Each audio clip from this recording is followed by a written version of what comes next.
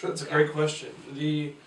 So you first sort of zooming out the lens, something that you kind of see historically in American political life is that the political party that is out of power or in opposition when a technology emerges often leverage that technology better because they're hungrier, they're more innovative, and they're less tied to the status quo. And so you saw that with the rise of talk radio and direct mail, that Republicans in the 80s coming out of the 70s had this advantage. You saw this, obviously with President Kennedy, who was, as a Democrat in 1960, coming, from the opposition party of the Eisenhower years, kind of was one of the first to get with television. And so there's many other examples, and that's, I think, one of the advantages the Democrats had was that a lot of the social media platforms and crowdfunding platforms were developed during the Bush years. And so they were really gravitated as a party and built up this tremendous structural advantage that served them well in 08 and then in 12. And particularly after the 2012 elections, there was a sense of crisis in the Republican Party on multiple levels. Because unlike 08, which people sort of expected to lose more or less, in 2012, a lot of leading Republicans expected it to win, but even those who thought we would lose thought it would be close. And so to lose by such a large margin was a sort of a shocking event to a lot of people in the party, a lot of strategists, donors, candidates, elected leaders.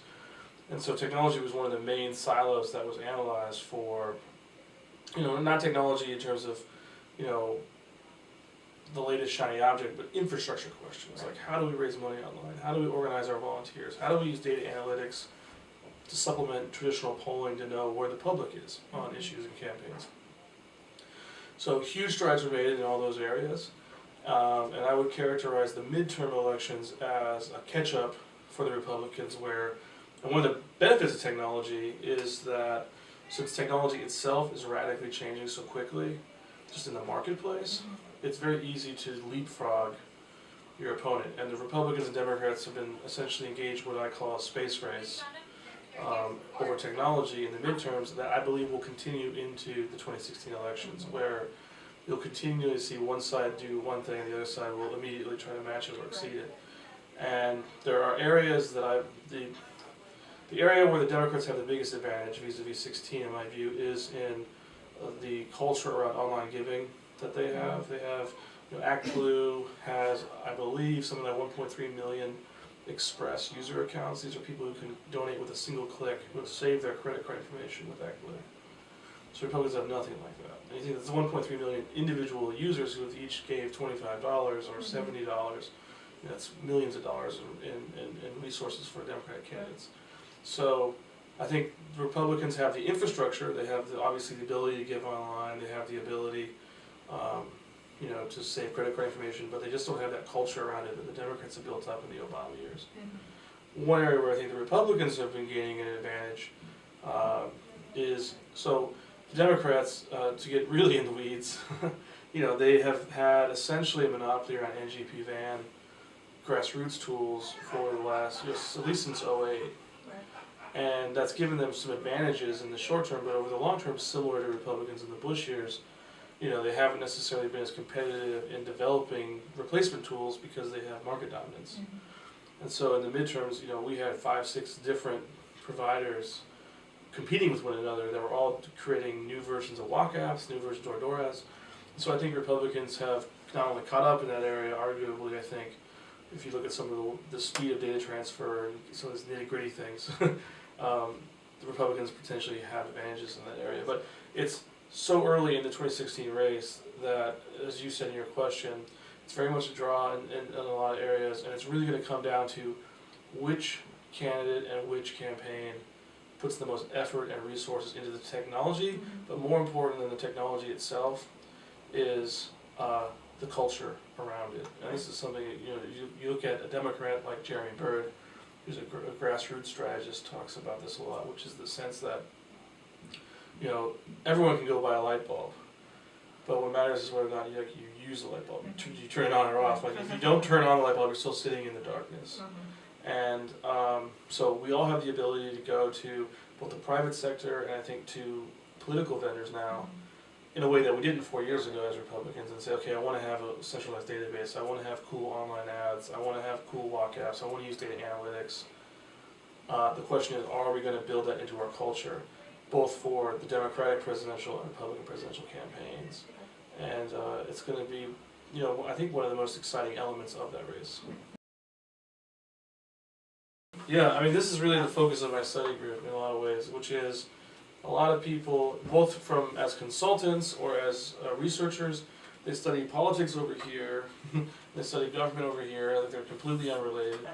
And of course, we all know that they're very much interrelated. And the way in which we live our lives is fundamentally changing. Across the board. That's true of politics, it's true of banking, transportation. Any sector of the economy is fundamentally changing how it operates.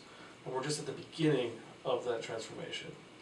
So, of course, as we change how people communicate, how society is organized, we're going to change who gets elected, because we're changing how people get elected.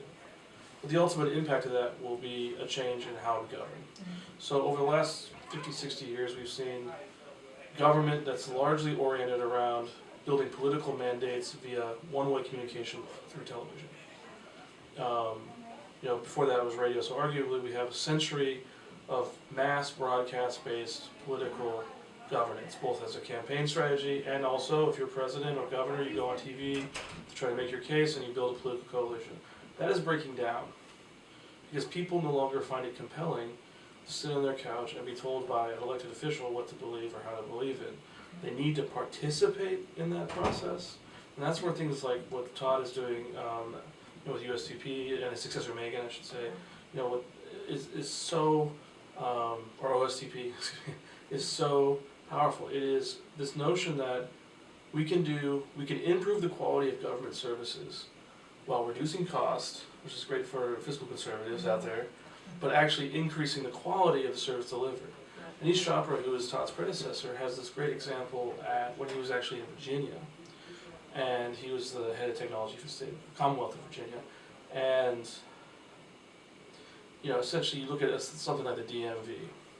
Well, the DMV used to be like the worst place to go in government because you had to wait in these horrifically long lines. And they're mean to you. And they're mean. And at the end of the day, you're just like, please, I hate government. Why did they ruin my day?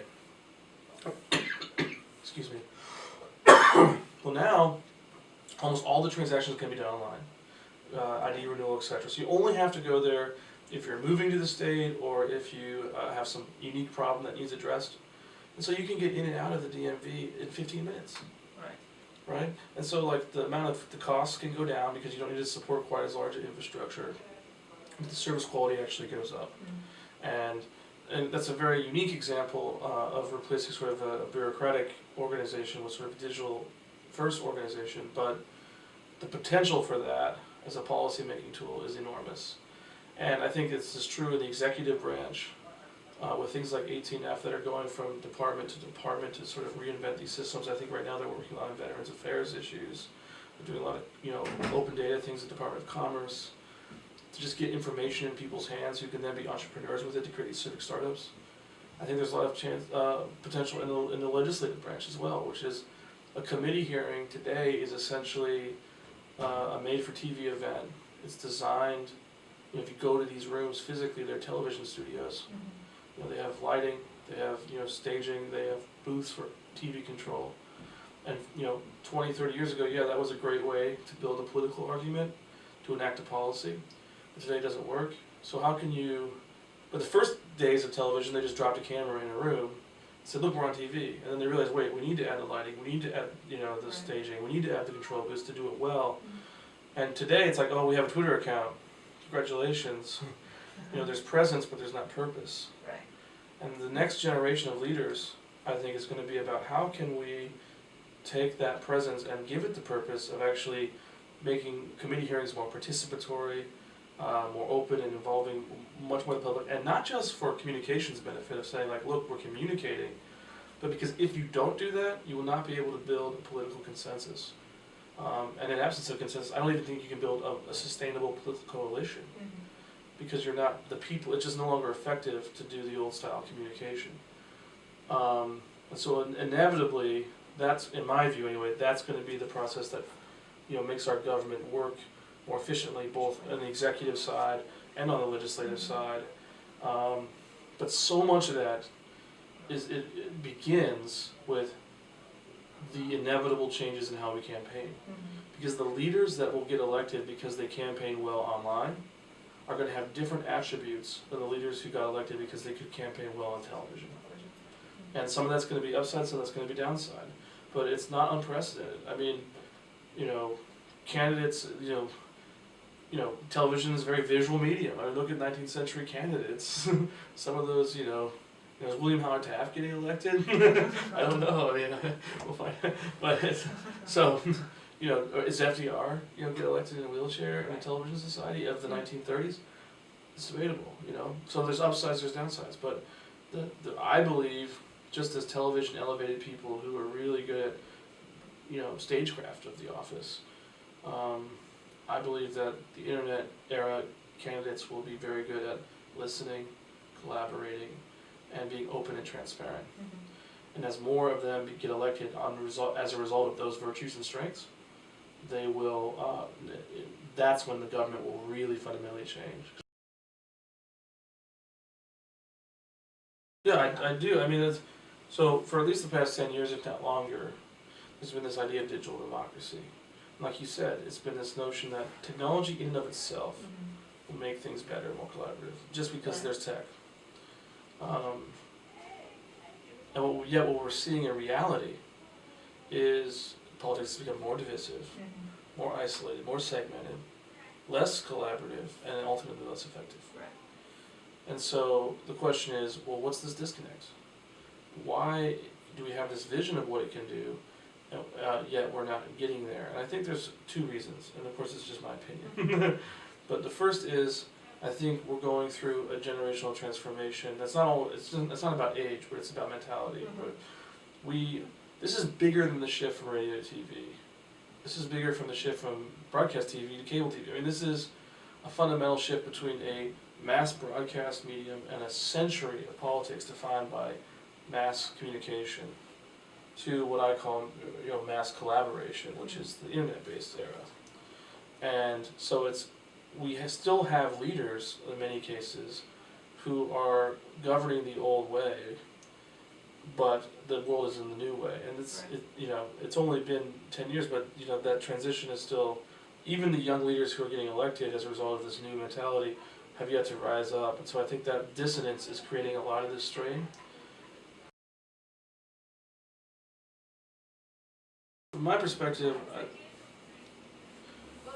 ultimately we need a candidate who can rise above the politics of Washington, in my view, which is, I know there's some great people in D.C., believe it or not, on both sides of the aisle, but one of the things that surprises you when you work in Congress, or at least surprises a lot of people, including me, was the amount of people who aren't cynical who are elected officials. When you think about at least Stefanik, who is the youngest woman ever elected to Congress. She graduated from here, I think, like 7 years ago, so incredibly young.